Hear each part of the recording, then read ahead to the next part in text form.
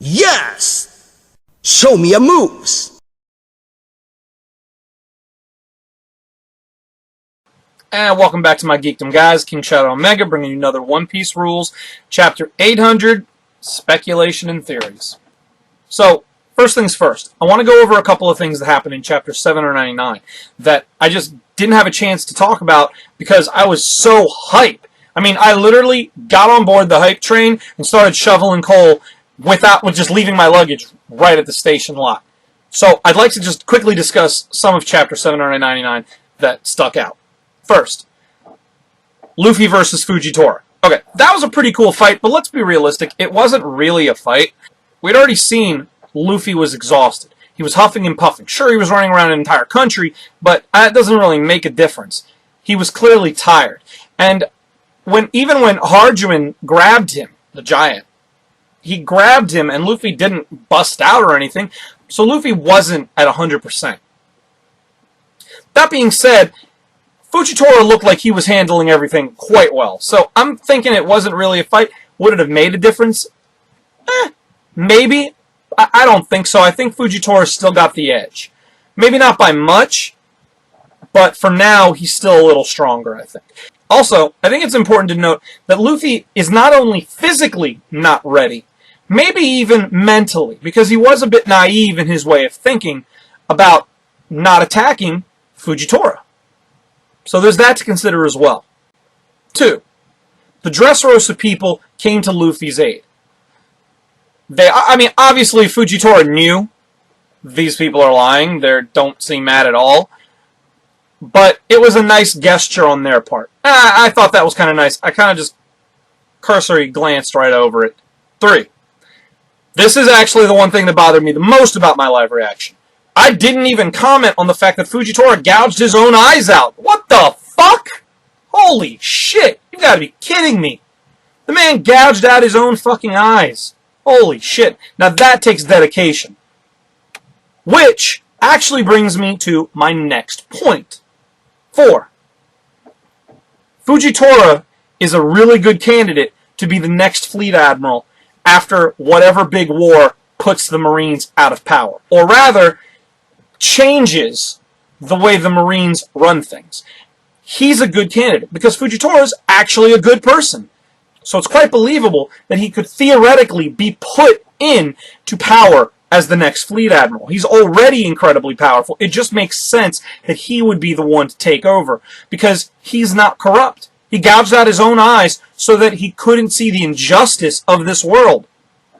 Now that's badass. And of course, the 5th thing is, of course, the new Nakama. The 5,600 new crewmates. Now that's fucking hype. Choo-choo! Hype train rolling in. All aboard.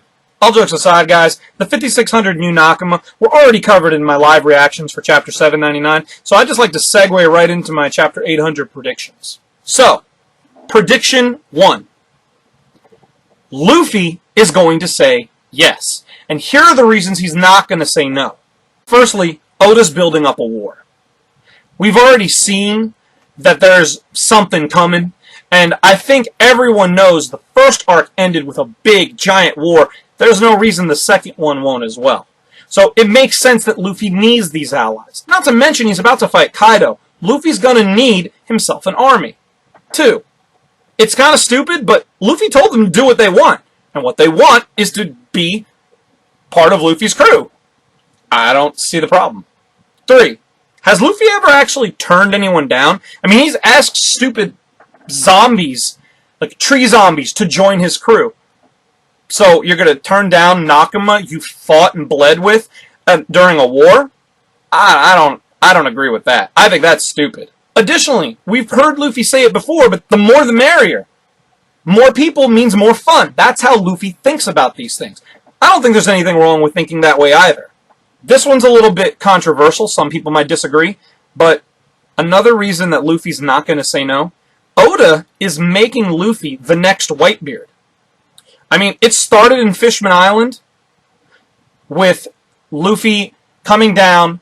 First of all, the people don't hate Luffy like they didn't hate Whitebeard. They liked Whitebeard. They liked Luffy. The only human they did.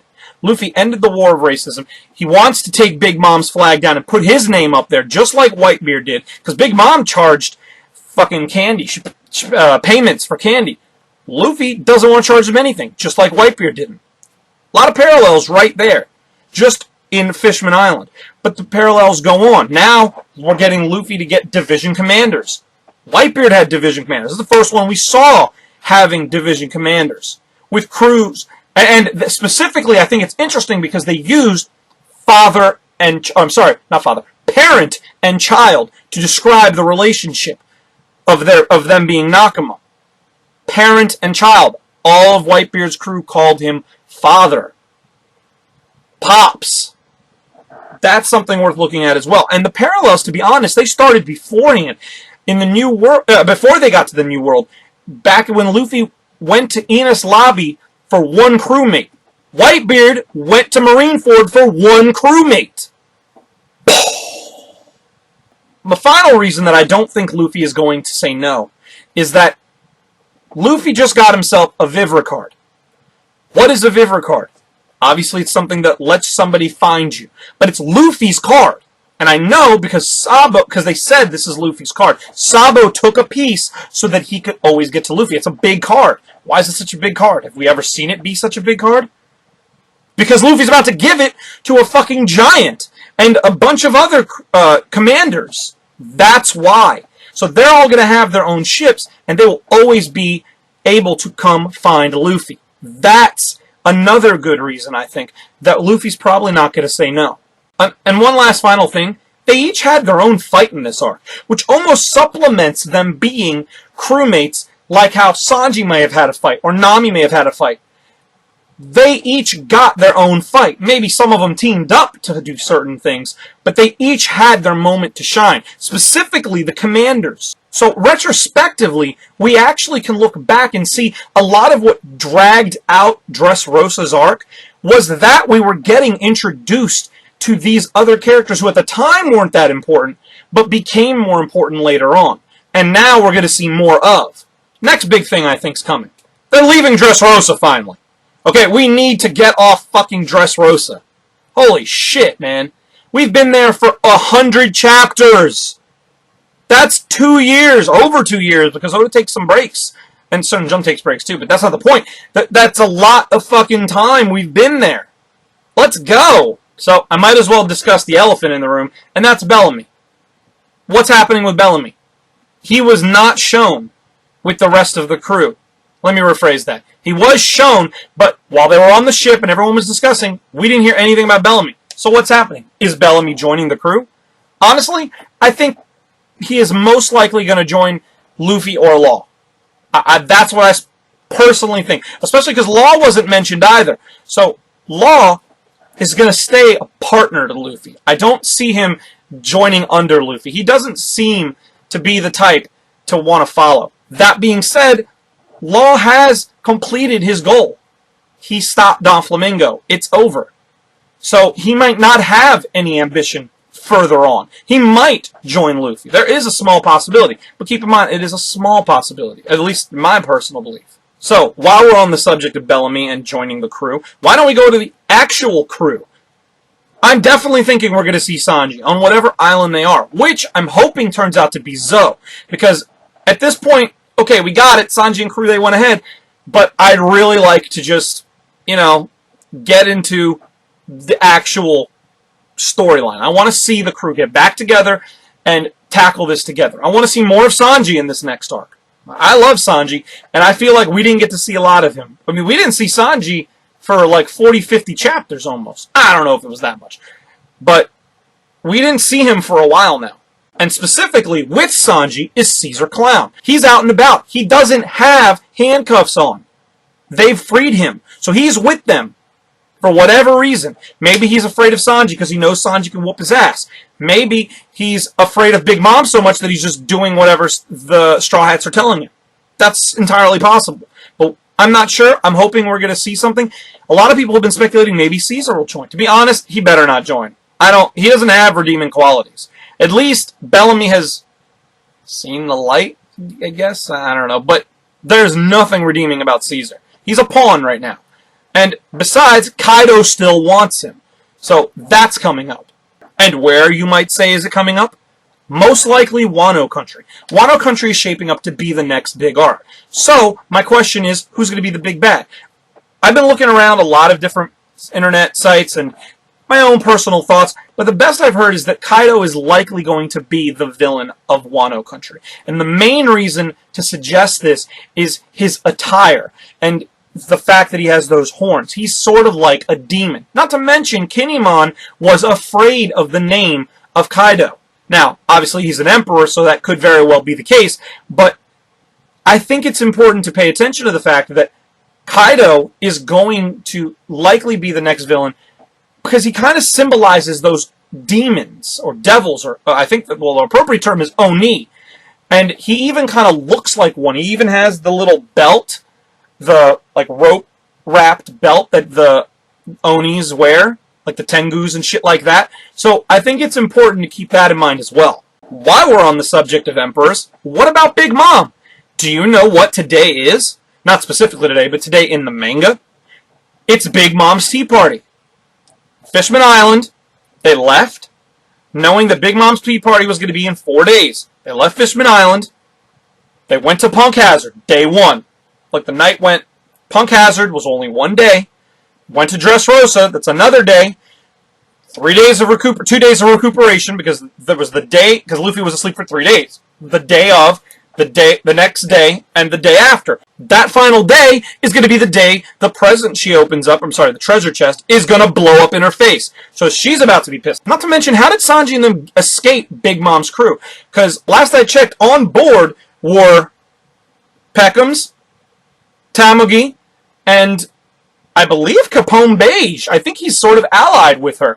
Now, I'm not sure, maybe that's not the case, but I definitely got the feeling that they were allied. So, how did Sanji escape all these people? Did he fight them? Did he befriend them? Was it a civil meeting? It didn't seem like Sanji wanted a civil meeting. He wanted to greet Big Mom's crew. We know how the big three like to greet things.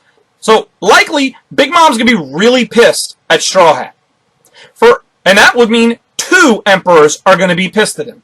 Kaido and Big Mom. Kaido, because of all of the Smile Factory, Joker, all that, and Caesar, of course, are all going to be part of why Kaido's pissed. Big Mom is already pissed at Luffy. Then Peckham's and Tamago are going to be coming back empty-handed, and a present's about to blow up in her face. Yeah, she's not going to be happy. So that's a second emperor pissed. And speaking of Big Mom, let's not forget, right now, Jinbei kind of works under her. But he's going to join Luffy's crew. He said he was going to.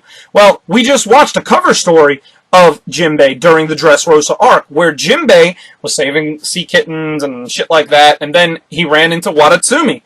Well, Wadatsumi joined his crew after the events of whatever, and Jinbei found a poneglyph. By the way, spoiler guys, Jinbei leaves on Wadatsumi with 2 packages. A bag in front of him, like a normal circular bag, I don't know what it had, maybe souvenirs and shit, and a big cubic bag behind him. That's the poneglyph. What's he doing with that? He doesn't need a poneglyph. Oh, that's right, Robin is going to read the poneglyph. Well, he's bringing it to Luffy. I mean, that's my only theory. Could he show up immediately? Maybe. He might show up in Wano. I mean, Luffy might potentially fight 2 separate emperors in the same arc. And if that happens, you better believe he's going to need Law and Jinbei and his commanders. Maybe not, maybe he will, I don't know. Maybe Kaido is not going to be the villain because he's still fighting Kid in them. Well, he might not be still fighting them. He might have curb stomped them and moved on. Who knows? We don't know yet. So, it's interesting when you think about stuff like that anything could happen at this point. And to be honest, now that a new arc is starting, it's much harder to predict what will happen next. So, what do I actually think is going to happen in 800? Honestly, not much. I think Luffy's going to accept the crewmates. They're going to exchange sake cups. They're all going to become Nakama. I think that the Marines are going to discuss amongst themselves the events, specifically Fujitora and Sengoku. We might see the other Marines get angry, because I think that's what Sakazuki likes to do. He likes getting angry. So I'm hoping for bounties, but honestly, I don't see it happening this chapter. I just don't think there's a reason for it to all of a sudden show up. I think we're going to get some closure on Dressrosa, maybe some final statements from King Riku or Rebecca and Kyros. I think that Dressrosa is done as of 800. I think we're going to get some setup for Zoe, because obviously Law has to go pick up his crewmates, and we got to move on to Wano Country. Maybe some exposition, maybe we're going to get a little bit more clarity on who the villain might be. And honestly, I think Big Mom's going to... I think we're going to see Big Mom, because the tea party is today. So I think we're going to see her get the present blowing up in her face. But that's what I got, guys. What about you? Did you enjoy my speculation, my theories? Did you think they were plausible? Did you think they were bullshit? Let me know in the comments below. Please like, comment, and of course share this video with all your friends. Please, as always, subscribe. And don't forget to tune in next week for my live reaction, Thursday at 2 a.m. for Chapter 800. So right now, reserve your first class tickets on the hype train, because it's coming. You know it. We're probably getting a color opening, and that's going to be cool as shit. I'm hoping we're going to get a color opening. And I will, of course, see you again next time, Straw Hats. This is King Shadow Mega, signing off. Config.